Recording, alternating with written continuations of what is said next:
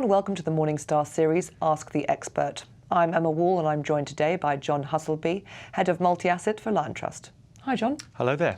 So, we wanted to talk about the fund management industry, and you wanted to share some tricks of the trade on how investors should go about approaching fund selection, because it's a great time for the fund management industry. There have been a lot of fund launches which suggest that we're in an economic growth period, but choosing between these funds can be pretty tricky for retail investors. Oh, most definitely. I mean, as being a professional fund picker, we're at an advantage. The advantage being that we can pick up the phone and go and have a face-to-face meeting with the fund manager. So there's a lot of work to be done when you're looking at funds. First of all, you should start with the numbers, of course. It gives you some idea of the history of the fund, the way the fund has acted and behaved, how it's performed, of course, but perhaps more importantly, how it's performed in certain conditions. The ability of a professional investor is the ability to go off and interview that fund manager, if you like, spar with the fund manager, test out and exercise them in terms of their theories and their approach. It doesn't mean to say that the private investor can't do the same thing. There's plenty of availability of information on the internet, so a lot of reading is required. Of course, past performance is no indicator of future returns, but as you say, it can help illustrate the certain style and approach.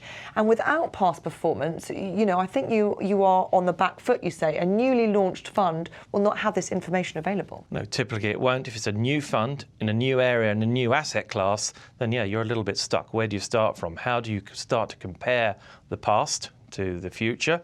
Not only that, compared to other funds perhaps in the peer group as well. So yes, you're at a bit of a disadvantage at a new fund. However, if that fund manager has been running money in the past elsewhere, then perhaps you can start using that track record.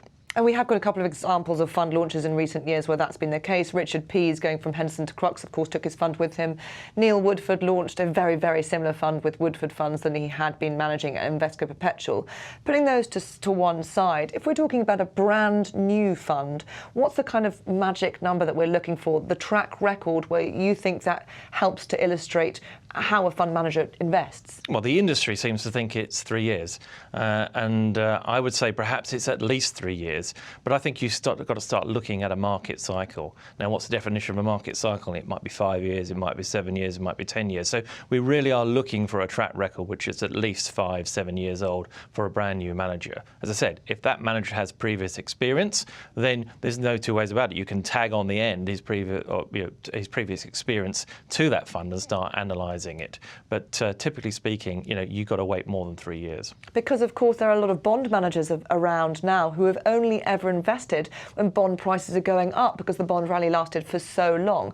You have people who may already have 3 years experience but are completely unprepared for what's to come. Yes, that's right. That goes back to the market cycle, and that's what a cycle is. It is a boom and a bust, and to think that we don't live in boom bust times is not true. Of course we do, and you do look for managers who have that experience and that consistency of approach. They talk about the 10,000 hour rule. Well, that's about 5 years, I suppose, in terms of fund management time. And I think that's not a bad rule to start looking at fund managers. Typically, when we're looking for fund managers, our starting point is a tenure of around about 10 years. So we want to see 10 years experience in fund management, in actually constructing portfolios and being responsible for portfolios. That's our starting point.